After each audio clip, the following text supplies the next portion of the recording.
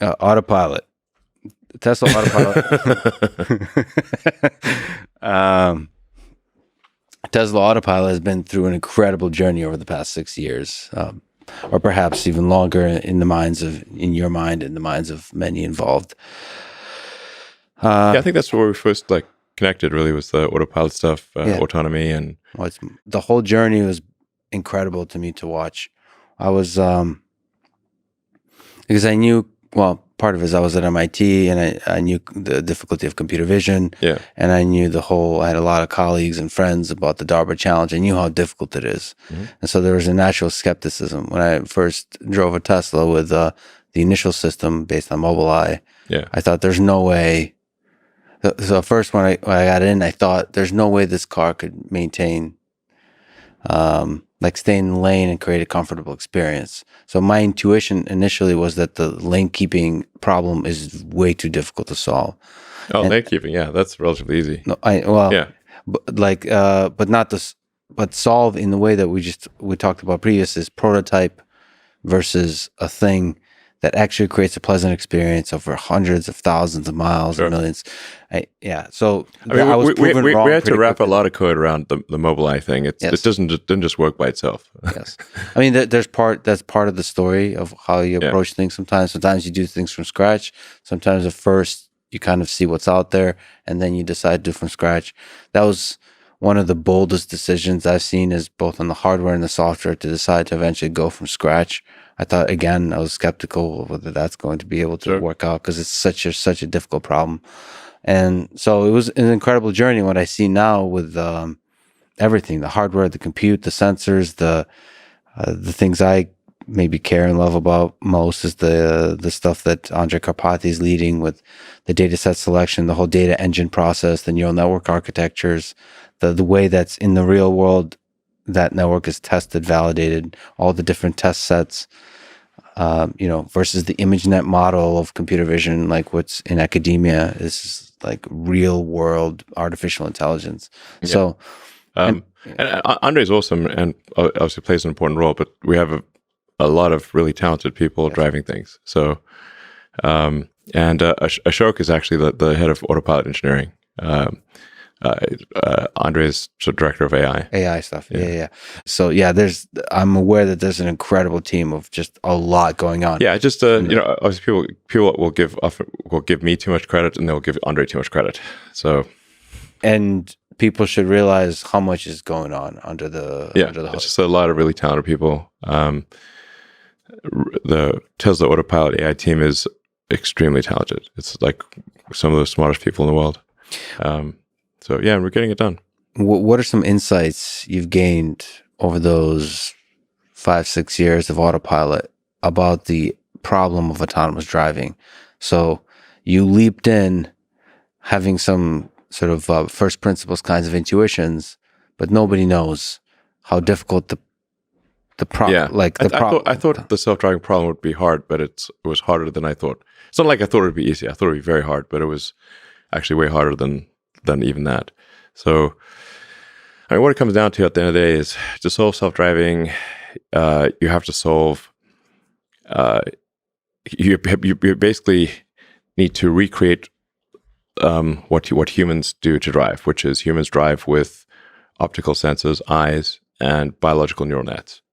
And so, in order to that's how the entire road system is designed to work, with basically passive optical and neural nets, biologically. And now that we need to, for full self-driving to work, we have to recreate that in digital form. So we have to, that means cameras with advanced neural nets in silicon form, and then it will obviously solve for full self-driving. That's the only way. I don't think there's any other way. But the question is, what aspects of human nature do you have to encode into the machine, right? So you have to solve the perception problem, like detect, and then you first realize what is the perception problem for driving, like all the kinds of things you have to be able to see. Like what do we even look at when we drive? There's I just recently heard Andre talked about at MIT about like car doors. I think it was the world's greatest talk of all time about car doors. Yeah. The fine details of car doors. Like what is even an open car door, man? So like the ontology of that's the perception problem. We humans solve that perception problem, and Tesla has to solve that problem. And then there's the control and the planning coupled with the perception. You have to figure out like what's involved in driving, like especially in all the different edge cases. And then I mean, maybe you can comment on this. How much game theoretic kind of stuff needs to be involved? At a 4-way stop sign. As humans, when we drive, our actions affect the world. Like, sure, it changes how others behave. Most autonomous driving, you're usually just responding to the scene, as opposed to like really asserting yourself in the scene. Do you think? I think these. So I think these sort of control logic conundrums are not the hard part. Let's see. What do you think is the hard part in this whole beautiful, complex problem? So it's a lot of friggin' software, man. A lot of smart lines of code. For sure, in order to have create an accurate vector space. So, like if you're coming from image space, which is like this flow of photons, going to the cameras, and and then so you have this massive bit stream in image space, and then you have to effectively compress a massive bit stream corresponding to photons that knocked off an electron in a camera sensor, and turn that bit stream into vector space. By vector space, I mean like you've got cars and humans and lane lines and curves and traffic lights and that kind of thing. Once you have an accurate vector space, the control problem is similar to that of a video game, like a Grand Theft Auto or Cyberpunk. If you have accurate vector space, the control problem is I wouldn't say it's trivial. It's not trivial, but it's not like some insurmountable thing. But having an accurate vector space is very difficult. Yeah, I think we humans don't give enough respect to how incredible the human perception system is, to mapping the raw photons to the vector space representation in our heads.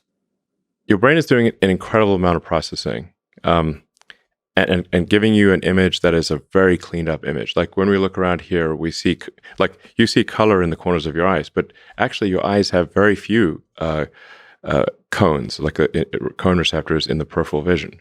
Your eyes are painting color in the peripheral vision. You don't realize it, but their eyes are actually painting color, and your eyes also have like this blood vessels and all sorts of gnarly things, and there's a blind spot. But do you see your blind spot? No, your brain is painting in the blind spot. And you're going to do see these things online where you look here and look at this point, and then look at this point, and if it's in your blind spot, your brain will just fill in the missing bits. So cool. The peripheral vision is so cool. It Yeah. makes you realize all the illusions for vision science. It makes you realize just how incredible the brain is. The brain is doing a crazy amount of post-processing on the vision signals from your eyes. It's insane. So, and then even once you get all those vision signals, your brain is constantly trying to forget as much as possible. So human memory is perhaps the weakest thing about the brain is memory.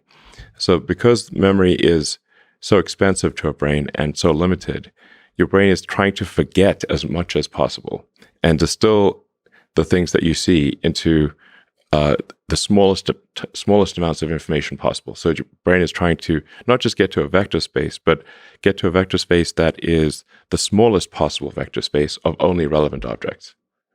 And I think like you can sort of look inside your brain, or at least I can, like when you drive down the road and try to think about what your brain is actually doing consciously. And it's conscious. It's like you'll see a car because you don't have cameras. You don't have eyes in the back of your head or the side. So you say like, but you basically your head is like you basically have like two cameras on a slow gimbal. And what's your and eyesight's not that great. Okay, human eyes are and people are constantly distracted and thinking about things and texting and doing all sorts of things they shouldn't do in a car, changing the radio station. So having arguments, is like so then like say like when's the last time you looked right and left and and rearward or even diagonally forward to actually refresh your vector space. So you're glancing around, and what your mind is doing is trying to distill the relevant vectors, basically objects with a position and motion, and then editing that down to the least amount that's necessary for you to drive. It does seem to be able to edit it down or compress it even further into things like concepts. So it's like it goes beyond, the human mind seems to go sometimes beyond vector space to sort of space of concepts, to where you'll see a thing, it's no longer represented spatially somehow. It's almost like a concept that you should be aware of. Like if this is a school zone, you'll remember that as a concept, which is a weird thing to represent. But perhaps for driving, you don't need to fully represent those things, or maybe you get those kind of indirectly. You need to like establish vector space and then actually have predictions for those vector spaces. So like like if like you drive past say a bus and you see that there's people. Before you drove past the bus, you saw people crossing, just imagine there's like a large truck or something blocking sight. But before you came up to the truck, you saw that there were some kids about to cross the road in front of the truck. Now you can no longer see the kids, but you need to be able. But you would now know, okay, those kids are probably going to pass by the truck and cross the road, even though you cannot see them. So you have to have memory. You need to remember that there were kids there, and you need to have some forward prediction of what their position will be. It's a really hard problem. At the time of relevance. So with occlusions and computer vision, when you can't see an object anymore, even when it just walks behind a tree and reappears, that's a really, really, I mean, at least in academic literature, it's tracking through occlusions. It's very difficult. Yeah, we're doing it. I understand this. Yeah. So some of it's like object permanence. Like the same thing happens with the humans with neural nets. Like when like a toddler grows up, like there's a point in time where they have a sense of object permanence. So before a certain age, if you have a ball or a toy or whatever, and you put it behind your back and you pop it out, if they don't, before they have object permanence, it's like a new thing every time. It's like, whoa, this toy went poof, disappeared, and now it's back again, and they can't believe it. And that they can play peekaboo all day long because the peekaboo is fresh every time. But then we figure out object permanence. Then they realize, oh no, the object is not gone; it's just behind your back. Sometimes I wish we never did figure out object permanence. Yeah, so that's an important problem to solve. Yes, so like an important evolution of the neural nets in the car is memory across both time and space. So now you can't remember, like you have to say like how long do you want to remember things for, and there's a cost to remembering things for a long time. So you like run out of memory if you try to remember too much for too long. And then you also have things that are stale if you remember them for too long. And then you also need things that are remembered over time. So even if you, like, say, have like, for argument's sake, 5 seconds of memory on a time basis, but like let's say you're parked at a light and you saw, use a pedestrian example, that people were waiting to cross the road, and you can't quite see them because of an occlusion. but they might wait for a minute before the light changes for them to cross the road. You still need to remember that that's where they were, and that they're probably going to cross the road, type of thing. So even if that exceeds your time-based memory, it should not exceed your space memory. And I just think the data engine side of that, so getting the data to learn all of the concepts that you're saying now is an incredible process. It's this iterative process of just, it's this hydronet of many... Hydronet. Yeah. We're changing the name to something else. Okay. I'm sure it'll be equally as Rick and Morty like. There's a lot of... We've re-architected the neural net, neural nets in the cars so many times. It's crazy. Oh, so every time there's a new major version, you'll rename it to something more ridiculous or memorable and beautiful? Sorry, not ridiculous, of course. If you see the full like array of neural nets that are operating in the car, it kind of boggles the mind. There's so many layers. It's crazy. But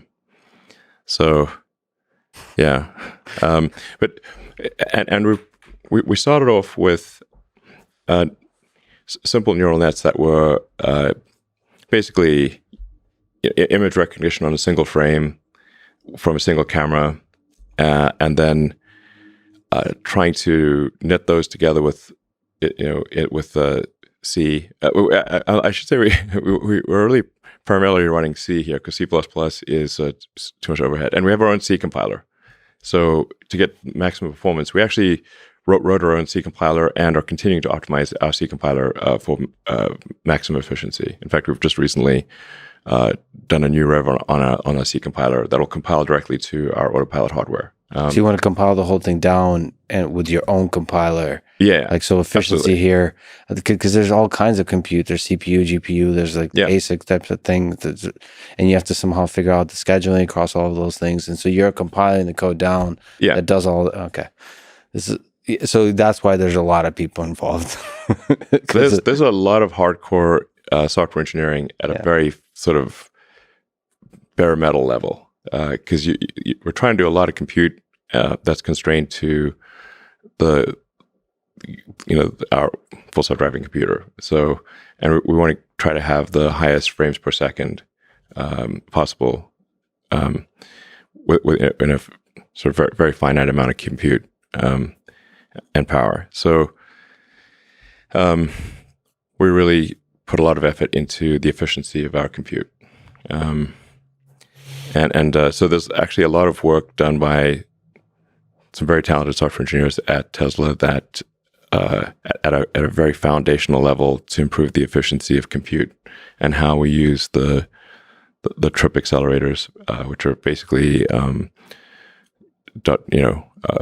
doing matrix math, dot products, like a bazillion dot products. And it's like, what are neural nets? It's like, compute-wise, like 99% dot products. So, and you want to achieve as many high frame rates, like a video game. You want full resolution, high frame rate, low latency, low jitter.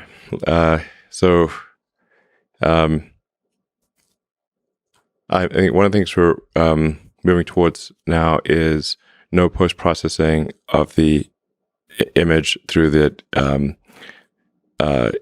image signal processor. So, like for what happens for cameras is that almost all cameras is there's a lot of post-processing done in order to make pictures look pretty. Mm-hmm. And so we don't care about pictures looking pretty. We just want the data. So we're moving to just raw photon counts. So the system will, like the image that the computer sees is actually much more than what you'd see if you represented it on a camera. Wow. It's got much more data. And even in very low light conditions, you can see that there's a small photon count difference between, this spot here and that spot there, which means that, so it can see in the dark incredibly well, because it can detect these tiny differences in photon counts. That's like much better than you could possibly imagine. And then we also save 13 milliseconds on a latency so from removing the post-processing on the image. Yes. Yeah. It's like because we've got 8 cameras, and then there's roughly, I don't know, 1.5 milliseconds or so, maybe 1.6 milliseconds of latency for each camera, and so going to just basically bypassing the image processor gets us back 13 milliseconds of latency, which is important. And we track latency all the way from photon hits the camera to all the steps that it's got to go through to get go through the various neural nets and the C code, and there's a little bit of C++ there as well. Well, maybe a lot, but the core stuff is the heavy duty compute is all in C, and so we track that latency all the way to an output command to the drive unit to accelerate, the brakes to slow down, the steering turn left or right. So because you got to output a command that's got to go to a controller, and like some of these controllers have an update frequency that's maybe 10 hertz or something like that, which is slow. That's like now you lose 100 milliseconds potentially. So then we want to update the drivers on the, like say, steering and braking control to have more like 100 hertz instead of 10 hertz, and you get a 10 milliseconds latency instead of 100 milliseconds worst case latency. And actually, jitter is more of a challenge than latency, because latency is like you can anticipate and predict, but if you've got a stack up of things going from the camera to the computer through then a series of other computers and finally to an actuator on the car, if you have a stack up of tolerances, of timing tolerances, then you can have quite a variable latency, which is called jitter. And that makes it hard to anticipate exactly how you should turn the car or accelerate, because if you got maybe 150, 200 milliseconds of jitter, then you could be off by up to 0.2 seconds, and this could make a big difference. So you have to interpolate somehow to deal with the effects of jitter, so that you can make like robust control decisions. Yeah, you have to. So the jitter is in the sensor information, or the jitter can occur at any stage in the pipeline. You can, if you have fixed latency, you can anticipate, and like say, okay, we know that our information is, for argument's sake, 150 milliseconds stale. Okay. Like so, for 150 for argument's sake, 150 milliseconds from photon taken camera to where you can measure a change in the acceleration of the vehicle. So then you can say, okay, well, we're gonna, we know it's 150 milliseconds, so we're gonna take that into account and compensate for that latency. However, if you've got then 150 milliseconds of latency plus 100 milliseconds of jitter, which could be anywhere from 0 to 100 milliseconds on top. So then your latency could be from 150 to 250 milliseconds. Now you've got 100 milliseconds that you don't know what to do with. And that's basically random. So getting rid of jitter is extremely important. And that affects your control decisions and all those kinds of things. Okay. Yeah, the car is just going to fundamentally maneuver better with lower jitter. Got it. And the cars will maneuver with superhuman ability and reaction time much faster than a human. I mean, I think over time, the autopilot, full self-driving will be capable of maneuvers that, are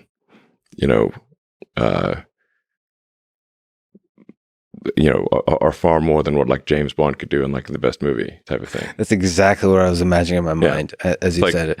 It's like impossible maneuvers that a human couldn't do. So. Well, let me ask, sort of looking back at the 6 years, looking out into the future, based on your current understanding, how hard do you think this full self-driving problem? When do you think Tesla will solve level 4 FSD? I mean, it's looking quite likely that it will be next year. And what does the solution look like? Is it the current pool of FSD beta candidates, they start getting greater and greater as they have been degrees of autonomy, and then there's a certain level beyond which they can do their own, they can read a book? Yeah. So I mean, you can see that anybody who's been following the Full Self-Driving beta closely will see that the rate of disengagements has been dropping rapidly. So, like a disengagement be where the driver intervenes to prevent the car from doing something right. Dangerous potentially. So, so the interventions, per million miles has been dropping dramatically. At some point, and that trend looks like it happens next year, is that the probability of an accident on FSD is less than that of the average human, and then significantly less than that of the average human. So it certainly appears like we will get there next year. Then of course then there's going to be a case of, okay, well, we now have to prove this to regulators and prove it to and we want a standard that is not just equivalent to a human, but much better than the average human. I think it's got to be at least 2 or 3 times higher safety than a human. So 2 or 3 times lower probability of injury than a human. Before we would actually say, like, okay, it's okay to go. It's not going to be equivalent. It's got to be much better. So if you look, FSD 10.6 just came out recently. 10.7 is on the way. Maybe 11 is on the way somewhere in the future. Yeah. We were hoping to get 11 out this year, but it's 11 actually has a whole bunch of fundamental rewrites on the neural net architecture, and some fundamental improvements in creating vector space. So there is some fundamental leap that really deserves the 11. I mean, that's a pretty cool number. Yeah. 11 would be a single stack for all, one stack to rule them all. And but there are just some really fundamental neural net architecture changes that will allow for much more capability, but at first they're going to have issues. So, like, we have this working on sort of alpha software, and it's good, but it's basically taking a whole bunch of C code and deleting a massive amount of C code and replacing it with the neural net. And Andre makes this point a lot, which is neural nets are kind of eating software. Over time, there's less and less conventional software, more and more neural net, which is still software, but it's still comes down to lines of software. But let's just more neural net stuff and less. Heuristics, basically. If you're more matrix based stuff and less heuristics based stuff, like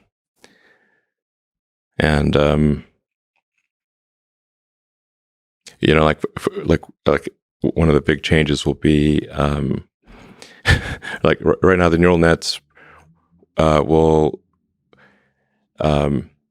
deliver a giant bag of points to the C++ or C and C++ code. Yeah. We call it the giant bag of points. Yeah. And it's so you got a pixel and something associated with that pixel. Like, this pixel is probably car. This pixel is probably lane line. Then you've got to assemble this giant bag of points in the C code and turn it into vectors. And it does a pretty good job of it, but we need another layer of neural nets on top of that to take the giant bag of points and distill that down to vector space in the neural net part of the software, as opposed to the heuristics part of the software. This is a big improvement.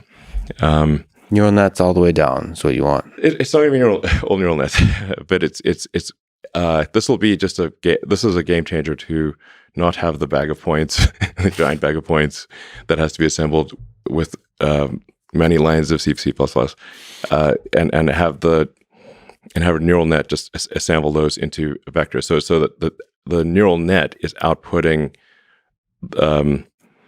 much less data. It's outputting this. This is a lane line. This is a curb. This is drivable space. This is a car. This is a pedestrian or a cyclist or something like that. It's outputting. It's really outputting proper vectors to the C++ control code, as opposed to the sort of constructing the vectors in C, which we've done, I think, quite a good job of. But we're kind of hitting a local maximum on how well the C can do this. So this is really a big deal.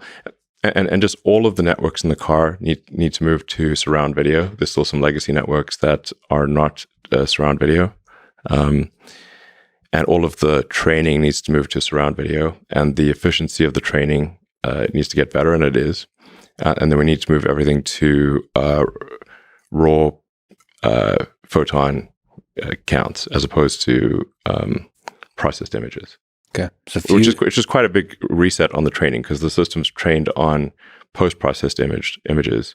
So we need to redo all the training to train against the raw photon counts instead of the post-processed image. So ultimately, it's kind of reducing the complexity of the whole thing. So reducing lines of code will actually go lower. Yeah, that's fascinating.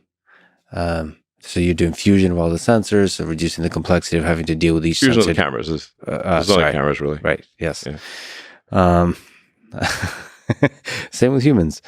Well, I guess we got ears too. Okay. Yeah. We'll actually need to incorporate sound as well, because you need to listen for ambulance sirens, right, or fire trucks. Or if somebody yelling at you or something. I don't know. Just there's a little bit of audio that needs to be incorporated as well. Do you need a quick bathroom break? Yeah, let's take a break. Okay.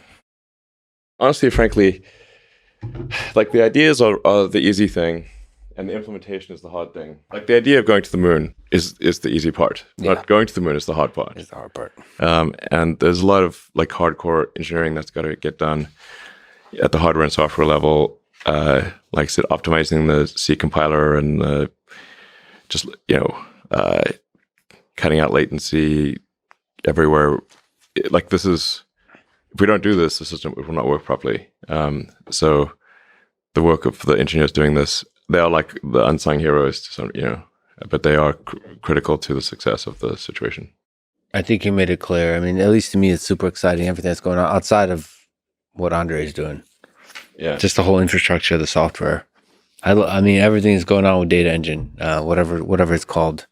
The whole process is just a work of art to me. The sheer scale of it is boggles the mind. The training, the amount of work done with we've written all this custom software for training and labeling, and to do auto labeling. Auto labeling is essential, because especially when you've got surround video, it's very difficult to label.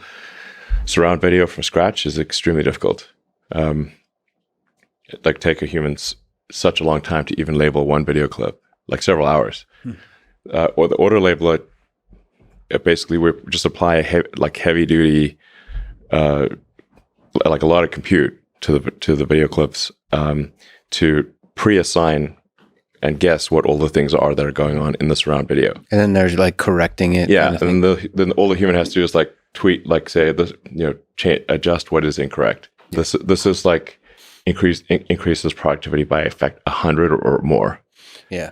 So you've presented Tesla Bot as primarily useful in the factory. First of all, I think humanoid robots are incredible. From a fan of robotics, I think the elegance of movement that humanoid robots, the bipedal robots show are just so cool. So it's really interesting that you're working on this and also talking about applying the same kind of all the ideas of some of which we've talked about with Data Engine, all the things that we're talking about with Tesla Autopilot, just transferring that over to just yet another robotics problem. I have to ask, since I care about human-robot interaction, so the human side of that. So you've talked about mostly in the factory. Do you see it also? Do you see part of this problem that Tesla Bot has to solve is interacting with humans and potentially having a place in the home? So interacting, not just not replacing labor, but also I don't know, being a friend. or an assistant or something like that. I think the